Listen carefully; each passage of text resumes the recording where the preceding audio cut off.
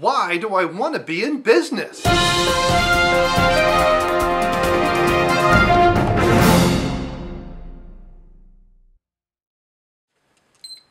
right, got the timer going. Can't ramble too much from anymore. So one of the questions that people ask me are, why do I want to be in business? Or more importantly, what they're asking is, why am I? In other words, they say, why are you in a business? Why isn't a job good enough for you? That type of thing. Are you better than us? It's a different path. Why I do what I do is very key to what drives me. For instance, the why is, it's your core. Simon Sinek puts it in the middle of his golden circle, what he calls the why, the how, and the what. What you do is more important, it's backwards. Why you do something is more important than what you do. And when your why is large enough, the how becomes a little less important. Almost, it doesn't quite take care of itself because it still has to get done. But how you go about achieving that why is answered by your why. And then what you do becomes a little less important. For instance, if you take the difference between Apple and Microsoft. Now, two companies, both successful, had their different things, but they really started two different ways. The two Steves, especially Steve Jobs, wanted to change the world. In fact, that's what he asked Scully about when he came from Pepsi. Do you want to sell sweet soda water all your life, or do you want to change the world? And that's the way they progressed. They were wanting to change the world, and granted, it's not a guarantee of success, but they walked through it that way. Whereas Microsoft was more what driven. What are we going to do? Well, we're going to sell software. And Bill Gates and Paul Allen pursued their business in that direction. So they're both successful. Yes, Apple's market cap is larger. Microsoft still has to, and that's why Microsoft has to have their fingers in everything. Even back in the 80s, when you had all these add-ons for DOS, they started to either acquire them by straight out buying them or just straight out stealing the technologies. And a lot of companies have gone bankrupt because of that. They made it, well, it's just free from Microsoft. Why do we need that? Stacker, Norton Utilities, all those things. Remember the days when you used to have all kinds of stuff, Mace Utilities and things. They're all gone.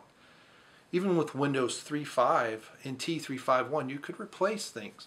Version 4, you can't do that anymore. There's whole areas of how you used to interact with the operating system gone. Why? Because they have to control it, because it's their what. So why I do what I do is quite simple. It started as a way, I needed a way to secure my family's future. I wanted to get rid of some debt and still pursue getting rid of debt. And if you listen to any of the gurus, they'll say you need to, Dave Ramsey and the like, it's one thing to sit there and pay it off, but the other idea is to generate some other income. Either you go get another job and you take every penny of that and you sink it into debt elimination, or you start your own business. Now, granted, you don't want to have this much debt and then have this much business debt, but you can pursue that. So my why started very centric on my family, but the thing is it was affecting the lives of other people, right?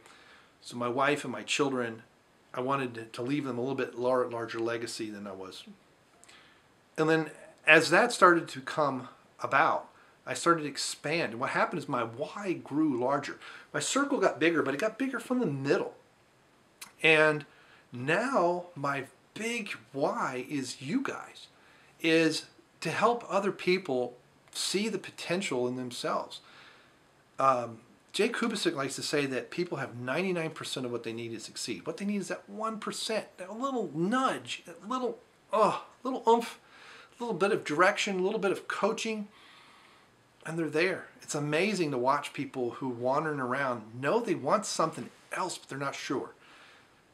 But the why is something that you also have to discover. Because saying I want my own business isn't really very deep, is it? It's a great start.